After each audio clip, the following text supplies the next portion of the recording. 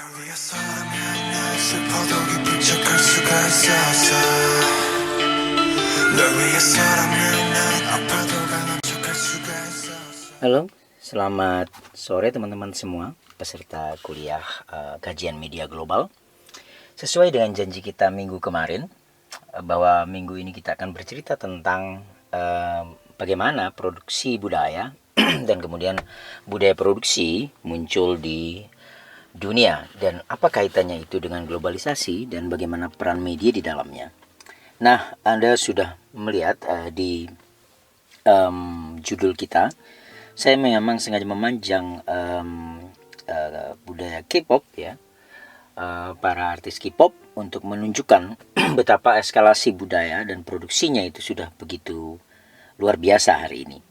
Kita akan memulai kuliah kita dengan 3 pokok bahasan utama di dalamnya. Pertama, kita akan melihat dinamika dari definisi budaya pop, lalu kemudian relasi antara budaya pop dengan studi kultural, lalu kemudian yang ketiga adalah kontroversi sirkuit budaya yang akan menjadi landasan teoretik kita dalam membahas fenomena-fenomena terkini terkait dengan perkembangan produksi budaya itu.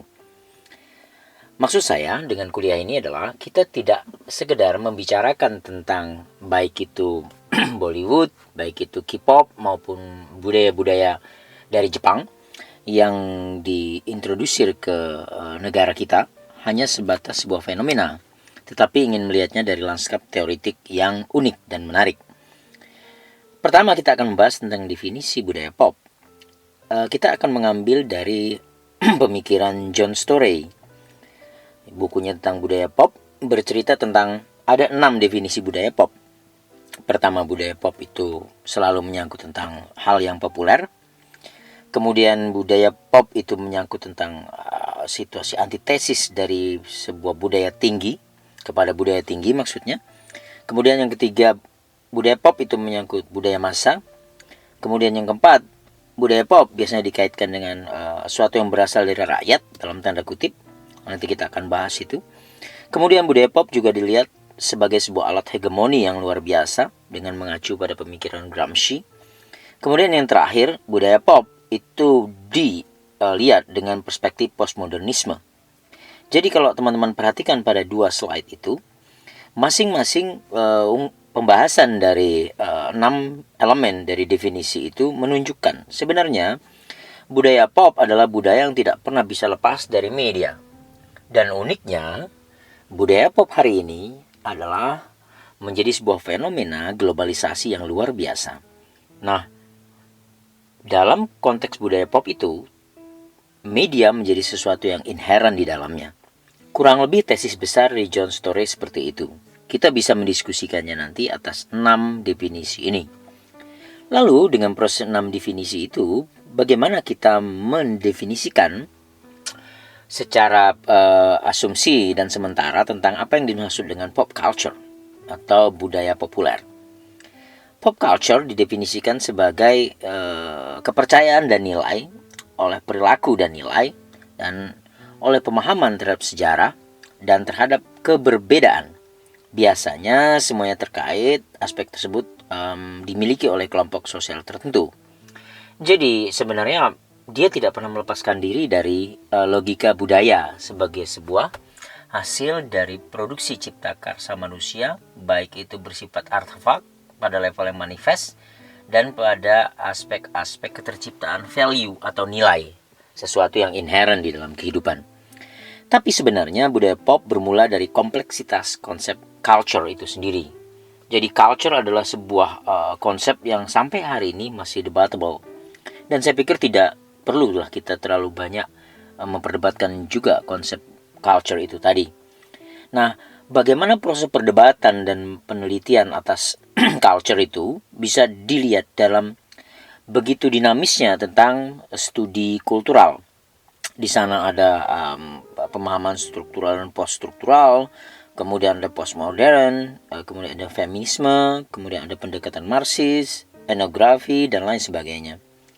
Nah, sebenarnya dari perspektif kultur itu tadi, sampailah kita pada bagaimana cara Raymond Williams sebagai orang yang menjadi sosok pendiri dari Birmingham menciptakan semacam definisi kultur, yaitu kultur baginya menandai proses umum dari perkembangan intelektual, spiritual, dan estetika.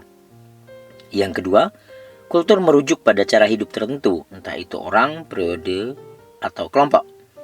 Yang ketiga, kultur terkait dengan karya dan praktik aktivitas intelektual dan artistik. Jadi kalau melihat logika yang disampaikan oleh Raymond Williams ini, maka kita melihat bahwa di sana logik-logik sosial humaniora, logik-logik antropologi, logik-logik definisi kultur modern itu sudah terakomodir. Nah, dengan apa yang disampaikan oleh Raymond Williams sebenarnya sampai hari ini ketika kita membicarakan pop culture, sebenarnya proposisi perdebatannya terdiri atas empat hal proposisi dalam perdebatan ketika kita membicarakan pop culture itu. Nah, yang pertama adalah produksi massa telah menghasilkan budaya massa yang telah menjadi budaya pop. Jadi ada semacam garis linier bagaimana terjadinya budaya pop. Berawal dari produksi massal yang kemudian dia menciptakan begitu banyak kesamaan bentuk, kemudian menjadi semacam budaya pop yang disukai banyak orang. Lalu yang kedua, budaya massa telah juga menggantikan budaya rakyat. Jadi ada semacam pergeseran dari apa yang disebut dengan budaya rendah, budaya rakyat gitu ya, kemudian berubah menjadi sesuatu yang dimodifikasi, yang kemudian dihargai dan kemudian menciptakan ekonomi kalau oriented di dalamnya.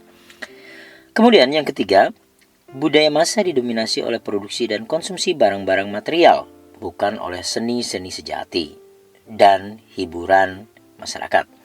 Jadi ada semacam asumsi bahwa budaya massa itu tidak lagi terkait dengan sebuah produk budaya-budaya yang begitu dikultuskan. Artinya kita menyebutnya budaya tinggi, ditandai dengan begitu luar biasanya kaum elit untuk menjaga budaya-budayanya dan dihancurkan oleh semacam perkembangan budaya pop. Kita masih ingat perdebatan dan perseteruan antara Rhoma Irama yang mewakili budaya tinggi dalam dangdut gitu dengan Inul Daratista yang mewakili budaya pop.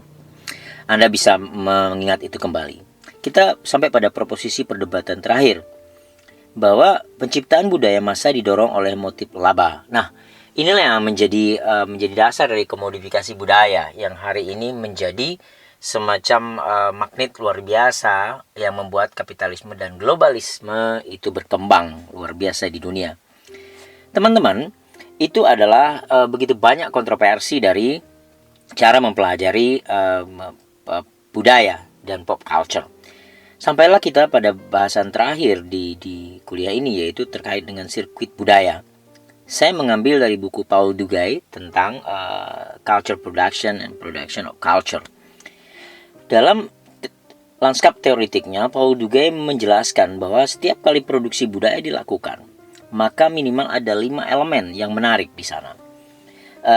Sejak proses produksi itu dilakukan atas budaya itu sendiri, dia sangat terkait erat dengan prinsip aturan untuk memproduksi segala sesuatu. Kalau Anda lihat garis panah bolak-balik dari produksi ke regulasi itu bolak-balik. Demikian juga dari produksi menuju representasi itu juga terjadi bolak-balik. Demikian juga dari produksi ke identitas itu juga terjadi dengan panah besar bolak-balik. Jadi ada sirkuit yang menghubungkan antara produksi, identitas, representasi, regulasi, dan konsumsi. Tapi tidak ada satu pun mata rantai yang menghubungkan antara produksi dan konsumsi. Jadi apa sebenarnya pesan dari Paul Duguay dari sirkuit ini? Paul Duguay sebenarnya ingin menjelaskan bahwa dalam proses produksi budaya ada mata rantai yang terputus antara proses produksi itu sendiri dengan hakikat konsumsi yang dilakukan oleh konsumen. Apa itu artinya? Begini teman-teman. Sebenarnya ketika kita menikmati sebuah produksi yang di dalamnya ada pop culture, ada identitas budaya di dalamnya, kita tidak mengkonsumsi produk itu ansih sebagai sebuah produk. Kita sedang mengkonsumsi representasi dari produk itu.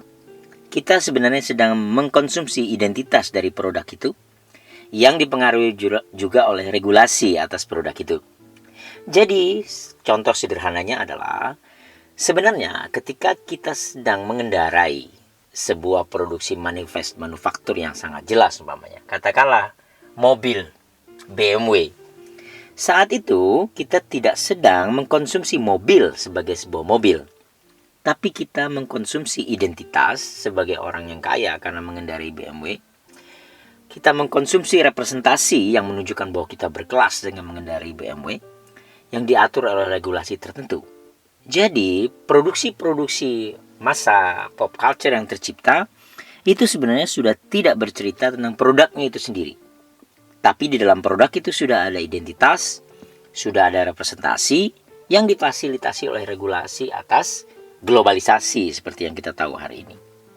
Nah, pertanyaan besar kita dengan sirkuit budaya ini adalah ketika seseorang tergila-gila dengan film Hollywood, ketika orang tergila-gila dengan musik dan grup K-pop, atau fenomena-fenomena bagaimana kemudian orang tergila-gila dengan produk-produk yang berbau Islam, kearab-araban seperti itu, apakah dia betul-betul terhubung dengan produk secara langsung?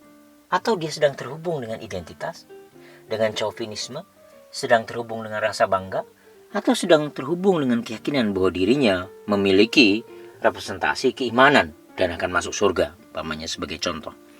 Inilah petaka dan inilah masalah dari sirkuit budaya yang dikatakan oleh Paul Duguay. Nah, dengan demikian sebenarnya saya akan mengunci kuliah ini dengan slide terakhir sebagai konsep kunci budaya populer. Di sana ada 6 konsep kunci budaya populer yang sedang kita perdebatkan. Sebenarnya saya sudah secara tidak langsung menjelaskannya melalui paparan dari sirkuit budaya yang disampaikan Paul Duguay tadi. Contoh, pemahaman tentang perbedaan dan identitas itu bagaimana? Kemudian bagaimana identitas direpresentasikan? Bagaimana sebuah budaya bisa diproduksi dengan alasan apa? Kemudian cara hubungan sosial dan hubungan budaya disamakan dengan barang-barang. Itu sudah menonjolkan bagaimana sebuah produk atau barang-barang itu dalamnya memiliki relasi sosial dan relasi budaya. Kemudian yang kelima, bagaimana kemudian makna tentang perbudakan diproduksi dalam teks. Jadi ini akan sampai pada titik bagaimana hegemoni terjadi secara sangat korporatif di dalam produksi budaya itu sendiri. Lalu yang terakhir, bagaimana ideologi beroperasi dalam praktik dan produk barang dan jasa kebudayaan. Jadi ideologi sebenarnya selalu muncul dalam setiap produksi culture. Tidak mungkin dia tanpa ideologi. Itu juga ditegaskan oleh Paul Duguay dan John Storey. Nah teman-teman, dengan konsep kunci budaya populer ini, sampailah kita pada pertanyaan utama dalam kuliah ini. Pertanyaan utamanya adalah, sejauh mana produksi kultural akan terus berkembang dan akan menjadi alat imperialisme gaya baru. Jadi kalau kita ingat dengan ruh mata kuliah ini, bahwa kemudian media dan globalisasi sebenarnya memiliki dua peluang yang sama-sama kuat, menguatkan alur globalisasi seperti alur imperialisme seperti sebelumnya, atau dia menjadi alat dan daya tahan, daya tawar terhadap imperialisme budaya. Jadi sebenarnya media dalam konteks globalisasi lebih membuat kesejajaran production of culture, atau sebenarnya setiap kali ada budaya baru yang tercipta, production of culture yang baru, sebenarnya dia sedang melakukan dan mempraktikkan apa yang sudah dilakukan sebelumnya oleh produksi budaya pop yang lama. Bahasa sederhananya begini, ilustrasinya. Apakah kemudian dilakukan oleh para penghasil budaya pop, oleh para katakanlah entertainment yang berada dari Korea Selatan itu? Apakah mereka sedang melakukan sebuah negasi atas budaya Hollywood? Itu artinya sebuah perlawanan. Atau mereka sedang melestarikan sebuah proses praktik imperialisme gaya baru dengan melakukan hegemoni budaya terhadap seluruh budaya-budaya lain yang ada di Asia sebagai contoh. Jadi dengan cara teoritik seperti ini kita bisa mendiskusikan mengapa hari ini dan bagaimana hari ini dan akan seperti apa besok K-pop, Harajuku, Bollywood, Hollywood, dan lain sebagainya, itu menghantam identitas kultural kita. Selanjutnya, Anda boleh berdiskusi untuk memperdalam tema kita hari ini. 날 위해서라면 난 슬퍼도 기쁜 척할 수가 있었어 널 위해서라면 난 아파도 강한 척할 수가 있었어